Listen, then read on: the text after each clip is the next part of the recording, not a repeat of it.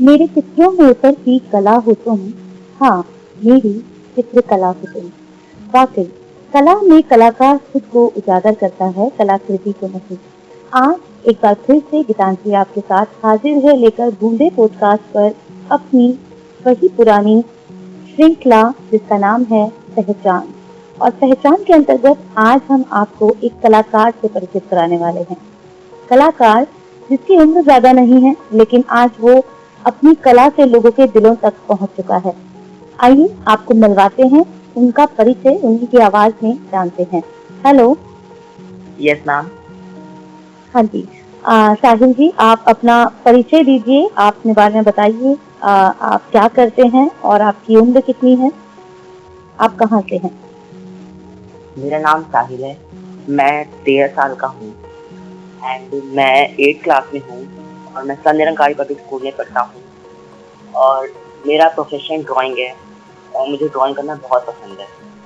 मैं ड्राइंग को अपने आप से ज़्यादा टाइम देता हूँ और ये मेरा बचपन से सपना है कि मैं एक बड़ा आर्टिस्ट बनूँ।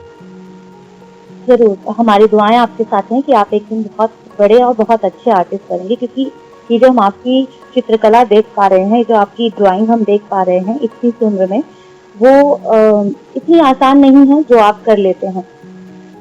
थोड़ा सा हम आपके बारे में जानना चाहेंगे कि कब आपके अंदर ये जो शौक है ये जागृत हुआ, कब आपको लगा कि वाकई में मेरी जो ड्राइंग है, मेरी कलाकारी है जो वो अच्छी है और मुझे इस पर काम करना शुरू करना चाहिए। मैंने दरअसल बचपन से, जब मैं 5 साल का था, मैं बचपन से हर टाइम हर शनिवार को अपनी मम्मी से एक नया कलर मांगता कि हाँ मम्मी मुझे अब चाहिए अब चाहिए। मेरे परिवार वाले मेरे पर बहुत ज़्यादा सोचते थे कि हाँ ये क्या करता है कलर्स का। पहले तो 3rd क्लास तक ऐसा लगता था कि हाँ ये ड्राइंग नॉर्मल सी है, पर जब लॉकडाउन चालू हुआ तो मैं अपना टाइम अपने आप से ज़्यादा ड्राइंग को देने लगा। तो मेरा कब टाइम निकल जाता पता ही नहीं चलता। तो इसके बाद धीरे धीरे जब मैंने बनाना चालू किया तो ऐसा लगा कि हाँ मैं कुछ अच्छा कर रहा हूँ, इससे मेरा प्रोफेशन। उसके बाद मेरा इसमें धीरे धीरे इंटरेस्ट चालू हो गया और इस कदर चालू हो गया कि उससे मैंने ऐसी ऐसी चीज़ें बनाई जो शायद लोगों को पसंद आई, जिससे मुझे प्रेरणा मिली कि हाँ मुझे अब करना चाहिए।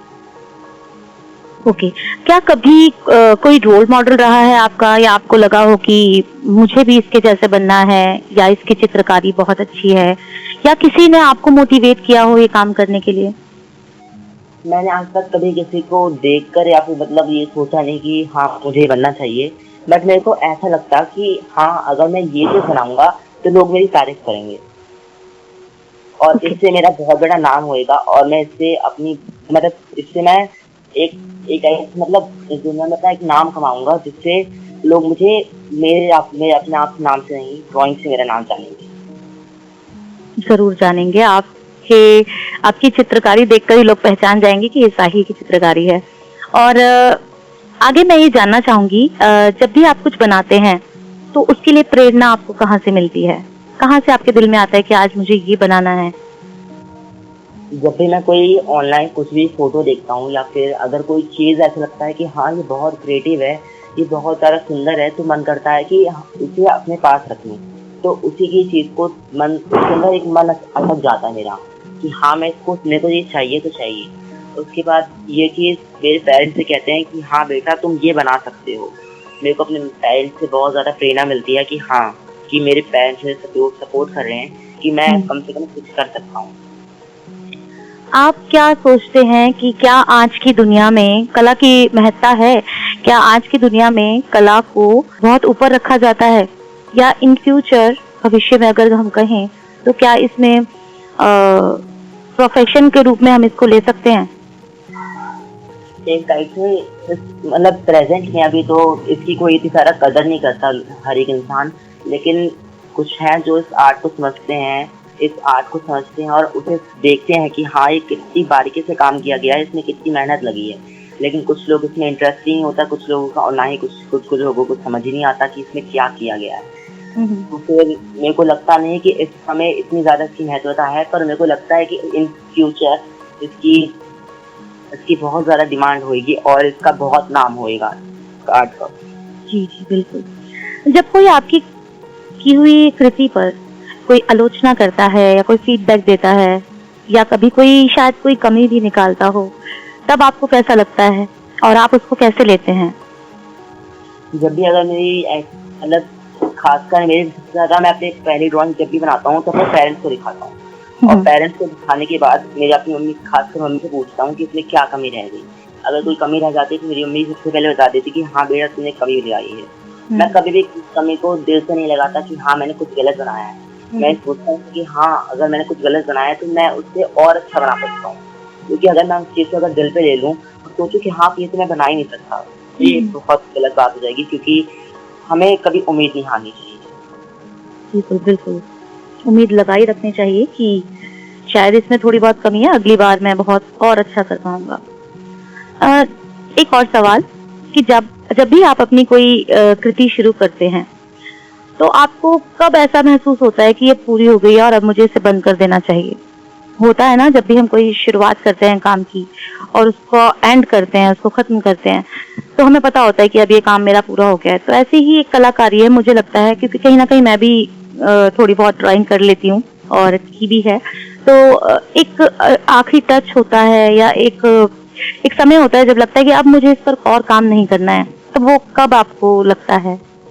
अगर मुझे लगता है कि हाँ इसके अंदर हर एक चीज़ वो मैंने कर दी है, हर एक चीज़ जिसकी इसे ज़रूरत है वो मैं अगर सोचता हूँ कि हाँ मैंने इसके अंदर वो सब कुछ कर दिया है, वो हर एक चीज़ के अंदर डाल दी है जिसकी इस ड्राइंग को एक अच्छी होने की ज़रूरत है, मैं तब उसे खत्म कर देता हूँ। जैसे कि हमारे श्रोता, हमारे दर्शक देख पा रहे हैं आपकी चित्रकारी को इस वीडियो के माध्यम से, और वो महसूस कर पा रहे होंगे कि ये जो आवाज है ये वाकई में कुछ जादू ही है इनके हाथों में। और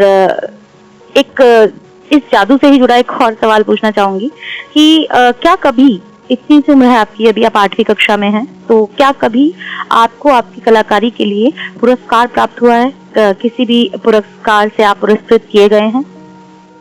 हाँ ऐसा एक्चुअली ये 3-4 बार हो चुका है। बस तो मैं जब सबसे बड़ी बात मेरे लिए तब थी जब मैं 6th क्लास में था, 6th स्टैंडर्ड में था। तो हमारे स्कूल में जब मेरी ड्राइंग टीचर, उस समय मैं खुद को नहीं जानता था कि हाँ मैं कर लूँगा कि नहीं कर लूँगा। मैंने अपनी टीचर को कई बार मना किया, नहीं कर पाऊँगा मैं, बहुत बड़ा शो है।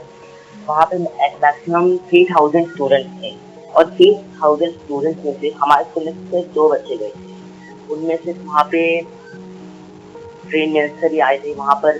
तो वहाँ पे था एग्ज़ाम वॉरियर। तो उसमें मैंने जब ड्राइंग बनाई तो उसमें 3000 स्टूडेंट्स में से 20 स्टूडेंट्स थे जिनमें से मैं एक था। वो मेरी सबसे बड़ी बात थी, मेरा पहला प्राइज। बहुत बहुत बधाई, बहुत बहुत शुभकामनाएं आपको।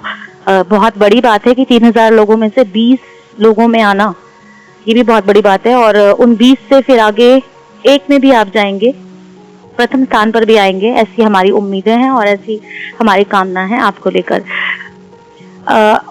बाकी कलाकारों के लिए, जो भी उभरते कलाकार हैं, मैं यही शब्द इस्तेमाल करूंगी, जो अभी बच्चे हैं और बहुत अच्छी कलाकारी करते हैं और कभी कभी उन्हें नहीं पता लगता कि उनके अंदर ये वाकई में ये गुण है जिसे आगे बढ़ाया जा सकता है, उनके लिए आप कुछ कहना चाहेंगे? इस चीज में कभी किसी इंसान को डरना नहीं चाहिए। आर्ट एक ऐसी मजा है, इसमें जब तक आप रंगों से खेलेंगे नहीं तब तक आप उन रंगों को समझ नहीं पाएंगे कि इन रंगों में है क्या। आर्ट एक टाइप से मस्ती है, अगर इसमें जब तक आप कलर से खेलना नहीं सीखेंगे, आप कुछ उसमें क्रिएटिव नहीं करेंगे, आप कभी किसी प्रेशर की जगह अपने मन से बनाकर देखिए, वो आपके लिए बहुत एक ऐसा प्रेशर वाली ड्राइंग और एक मन से की हुई ड्राइंग, दोनों में बहुत अंतर होता है। क्योंकि जब हम मन से बनाते हैं तो वो एक चीज अलग ही निकलती है। बिल्कुल बिल्कुल। एक और सवाल यहाँ पर मैं लेना चाहूंगी कि जब आप कोई भी चित्र बनाते हैं तो आप उसमें कौन सी सामग्री इस्तेमाल करते हैं? मतलब आपका फेवरेट जो कलर्स हैं, या मैं जानना चाहूंगी कौन सी सामग्री या कौन सी तकनीक आप पसंद करते हैं इस्तेमाल करना? मैक्सिमम मेरी जितनी भी ड्राइंग्स नहीं है, बचपन से मैं सिर्फ पहले पेंटिंग से स्टार्ट करी मैंने, लेकिन धीरे धीरे मेरी चॉइस यही रही है कि मैं ज़्यादा से ज़्यादा पेंसिल कलर्स यूज़ करूँ, क्योंकि उन्हें यूज़ करना सबसे आसान होता है, और एक पेंसिल शेडिंग, यही 2 टेक्निक्स होती है मेरे लिए जो सबसे आसान है, क्योंकि इन दोनों में कुछ ज़्यादा वर्क नहीं करना होता। बाकी सारी चीज़ों में अगर कलर कम रह गया तो तुम्हें उसको ज़्यादा करना पड़ेगा, और ज़्यादा रह गया तो कम करने में मुश्किल रहती है। एक छोटी सी कविता याद आ रही है रंगों से जुड़ी, यहाँ पर मैं साझा करना चाहूंगी आपके साथ भी, अपने दर्शकों के साथ भी, अपने श्रोताओं के साथ भी, कि जीवन में जो आनंद लाए वो रंग अच्छा होता है, जिंदगी में जो खुशियां भर दे वो रंग अच्छा होता है। आपको क्या खुशी देता है, मतलब आपको सबसे ज्यादा अच्छा क्या लगता है जब आप अपनी कलाकारी बनाते हैं? तो क्या बनाना सबसे ज्यादा पसंद करते हैं आपको? एक्चुअली मैंने आज तक वो ड्राइंग बनाई है, ज्यादा से ज्यादा भगवानों की बनाई है, क्योंकि जो भगवान होते हैं वो एक टाइप से हम बनाते किसी और को देखकर हैं, बट वो बन कुछ और जाता है, और जब वो बन कुछ और जाता है ना तो वो हमारी क्रिएटिविटी होती है, और उसके अंदर अपनी झलक दिखती है कि हाँ ये मेरी क्रिएटिविटी है। तो उसके अंदर भगवान की ड्राइंग में मैक्सिमम उनके ड्रेसेस, उनके फेसेस, उनके एक्सप्रेशन बहुत अच्छे लगते हैं बनाने। हम देख भी पा रहे हैं जो हम आपने बनाए, ये कृष्ण जी की ये जो चित्रकारी है, ये तो एकदम ऐसा लग रहा है जैसे अभी बोल ही पड़ेंगे, इतनी सुंदर है कि मतलब मेरे पास शब्द नहीं है इसके लिए। वाकई आप बहुत आगे जाएं, ऐसी हमारी कामना है। जाते जाते आप हमारे श्रोताओं के लिए कुछ कहना चाहेंगे, या हमारे बूंदे पॉडकास्ट के लिए आप कुछ कहना चाहेंगे? जी जरूर, हम ये कहना चाहेंगे कि अगर आपका जरा सा इंटरेस्ट है ड्राइंग के लिए तो आप पीछे मत बढ़िए। अगर आपका कभी भी थोड़ा सा टाइम निकलता है, 5 मिनट ही निकलते हैं, तो ड्राइंग को जरूर दीजिए। इससे आपका स्ट्रेस कम हो जाएगा और आपका जो ध्यान है ना, आपका जो मन है वो शांत, खुश हो जाएगा। एक बार ट्राई करके जरूर देखिए, और प्रेशर नहीं, अपने मन से कीजिए। बिल्कुल। जब मैं आपसे बातें कर रही थी तो आपने मुझे बताया था कि आपको लिखने का भी शौक है, आप लिखते भी हैं, आप शेर लिखते हैं, कविताएं लिखते हैं, तो आप उसके बारे में कुछ बोलना चाहेंगे? एक टाइप से एक जो शेर होते हैं, शायरियाँ होती हैं, ये सब अपनी लाइफ के एक्सपीरियंस की बात होती है। अब जो इंसान, मतलब इस इंसान को जो बात अच्छी लग जाए या बुरी लग जाए, मतलब मैक्सिमम बुरे टाइम पर जो ख्याल आते हैं उन्हीं चीज को हम शायरियाँ कहते हैं। और जो कहानियाँ होती हैं वो भी एक टाइप से लाइफ एक्सपीरियंस होता है। कोई स्टोरी ऐसी मनगढ़ंत नहीं होती, उसको सुनाने का तरीका होता है, क्योंकि वो स्टोरी किसी न किसी की लाइफ से रिलेटेड जरूर होती है। जो भी आपने लिखा हो उसकी चंद पंक्तियां मैं आपके मुंह से सुनना चाहूंगी।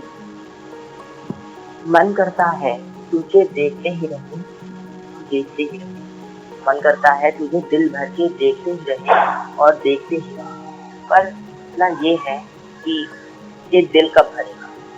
बहुत गहराई शब्दों में ये मैंने अपनी ड्राइंग के ऊपर बनाई है। बहुत अच्छी, बिल्कुल सटीक बैठती है ये हमारे इंटरव्यू में ये कविता। और भी आपने बहुत कुछ लिखा होगा, बहुत कुछ सुनने का मन भी है, पर वक्त की थोड़ी सी कमी है। और हमारी दुआएं, हमारे बूंदे पॉडकास्ट की दुआएं हैं कि इतनी कम उम्र में जो आपने उपलब्धि प्राप्त की है वो आप आगे कंटिन्यू कर पाएं, उससे आप आगे भी इसी प्रकार बढ़ाते चले जाएं। आपके लिए एक छोटी सी कविता मेरी तरफ से, फिर हम बंद करते हैं अपने कार्यक्रम का। चित्रकार हूँ, हर भाव को जानता हूँ, छुपा हुआ राज भी पहचानता हूँ। चित्रकार हूँ, हर चरित्र के प्रदर्शन को जानता हूँ, हर रूप के आकर्षण को जानता हूँ। चित्रकार हूँ, मेरा अलग दृष्टिकोण है, हर एक मेरी रचना अनमोल है, हर एक मेरी रचना अनमोल है। इसी शब्दों के साथ आपसे हम विदा लेना चाहेंगे। साहिल जी, धन्यवाद, आपने हमारे कार्यक्रम में अपना वक्त दिया और हमसे अपनी बातचीत साझा की, उसके लिए आपका बहुत बहुत धन्यवाद। धन्यवाद। आप सुन रहे थे बूंदे पॉडकास्ट पर हमारी श्रृंखला पहचान चल रही थी, जिसमें हम जान रहे थे साहिल को, जो एक उभरते कलाकार हैं, जिनकी कलाकारी आप देख ही पा रहे हैं। तो इसी प्रकार हम आपके लिए और भी कार्यक्रम लाते रहेंगे। सुनते रहिए बूंदे पॉडकास्ट, और आप अपने विचार, अपने इस कार्यक्रम को लेकर अपने विचार हमारे साथ साझा कर सकते हैं। आप डिस्क्रिप्शन बॉक्स में जाइए, वहां पर टाइप कीजिए अपना संदेश और भेज दीजिए हमें आपके संदेशों का इंतजार रहेगा। फिर मिलेंगे, मिलते रहेंगे। नमस्कार।